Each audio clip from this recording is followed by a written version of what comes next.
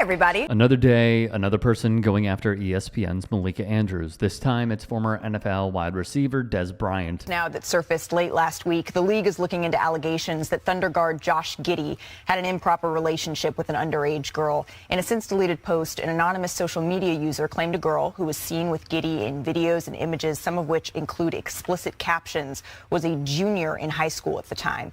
Giddey, who is 21, he declined to comment on Friday, and despite the serious allegations. When the allegations against OKC man Josh Giddey came to light, Bryant ran to Twitter to crucify Andrews for her report. Malika Andrews, you went out of your way to crucify Brandon Miller on draft day over something he didn't even do. Why haven't you said nothing about Josh Giddey? I advise you to not make this a black or white thing. Your parents really raised you wrong, and just because you went to a private school don't make you better. You appeal, and I know you're kind.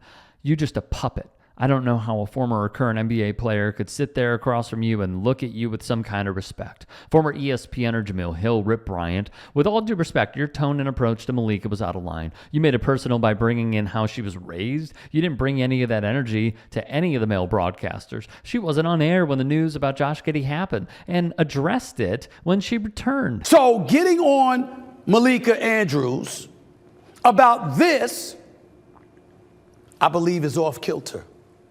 And it's a bit extreme. Bringing up her parents, her upbringing, some private school education. Come on, Dez. Andrews' colleague, Stephen A. Smith, also thought this was foul. Andrews and Smith have squabbled in the past, but squashed it. Let's dissect this tweet, shall we? Roll it. Here's what Dez said. His opening line was about how Malika went out of her way to crucify Brandon Miller on draft day over something he didn't even do. Let's just go over what she said, okay? Bobby, I want to talk to you a little bit more about Brandon Miller. His name did surface in court testimony involving a case where his former teammate and another man, they've been indicted for capital murder in the fatal shooting of 23-year-old Jamia Harris in January. The University of Alabama has described Miller as a cooperating witness. How is this factoring, if at all, into how teams are evaluating him? This is standard. Yet Dez hates it. Andrews could bring up Bryant's past with DV, how he was charged with a misdemeanor and only dropped after maintaining a clean record after 1 year. The incident went down in July 2012. The allegations were serious. Dez is said to have put his hands on his own mother. Or how about the time Bryant was detained by police but not arrested after an alleged altercation at a Miami Beach nightclub? Bryant would go on to tweet more. Let's go over that. Why haven't you said anything about Josh Giddey? I advise you to not make this a black or white thing. These are the talking points that we have seen that have been popped up and propped up, to be quite honest, on many YouTube channels that essentially try to generate as much clout as they can by making it a point to discuss Malika Andrews and create storyline after storyline, fabricating as much to feed into the hypersensitive, largely male sports fan. Just take a look at their last 6 clips. Another titled Swish Nation saw the potential and went for it as well. One title of a video even reads why Dave McMenamin will regret marrying Malika Andrews. Why are we doing this? Seriously, it's gross. Andrews, per the Post, overcame painful demons to rise through sports media. She fought with her parents, flunked out of school, suffered from an eating disorder, and more. Quote, I struggled with restricting and purging. It is not really anorexia or bulimia. It is more anorexia than bulimia. But it doesn't fit super neatly into a box, which I learned through my years of treatment that more and more eating disorders don't fit neatly into a box. She went to a therapeutic boarding school at 14, knowing help was needed. She would graduate high school early and work in a civil rights law firm for a year. She picked up media in college, where she went to the University of Portland. She then learned what impact she can make because she actually wrote about some safety concerns at her school, and they mandated change. People started noticing, and thus she would go on to win the National Association of Black Journalists Scholarship. With the added value of being able to learn from reporters, she trained with the Sports Journalism Institute, which promotes the development of young journalists to diversify newsrooms. Sadly, what I personally believe as a media major, as someone who has been a pro in the industry for some years now, who has contacts with those at other networks, freelance, what have you, a lot of y'all just don't get it. You just don't.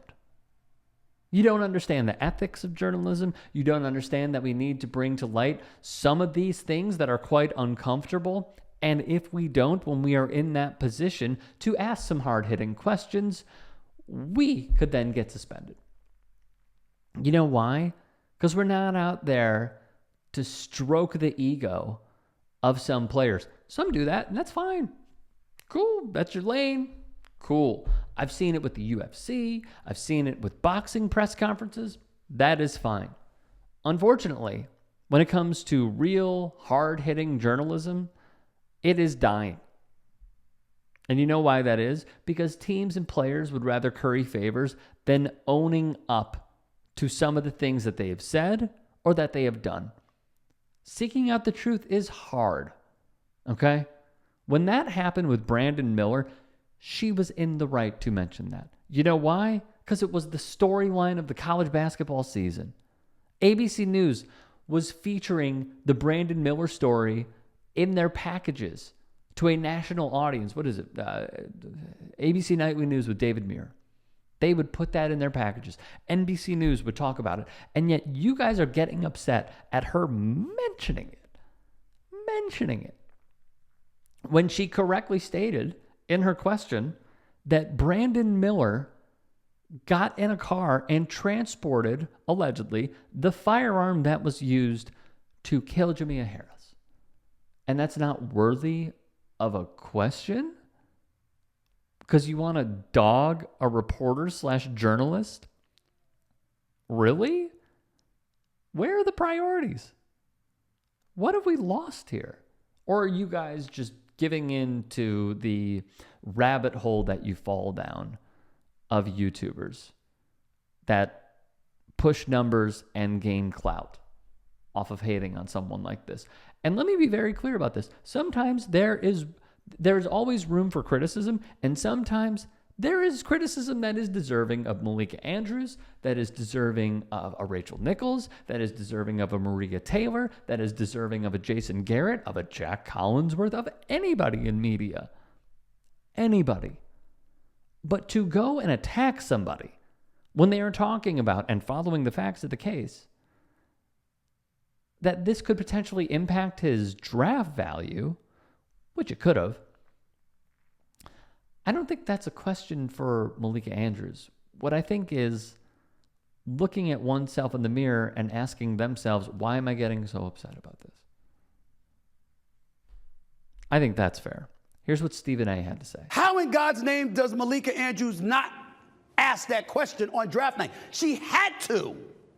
I'm telling you, me or any other reporter that was in that situation has an obligation to ask a team, an NBA official, or somebody about that question. There's no wiggle room around it. If she hadn't asked that question, the bosses would have been wondering why she had that job. It's not about protecting Malika Andrews. It's about protecting the industry. It's about understanding and making you understand what comes along with this job. You keep thinking we have choices. We don't always have choices. You have to ask those questions. With Josh Giddey, once again, how she reported on it was standard. In this Josh Giddey situation, because the situation is so sensitive, you can't go on the air with a strong opinion, sounding accusatory, as if you're indicting someone when an investigation is still open. And neither the league, nor the team, nor Giddey himself, nor the alleged underage person is speaking on the issue. We don't know. We don't know. I reiterate, an obvious point to make, yet it falls on deaf ears.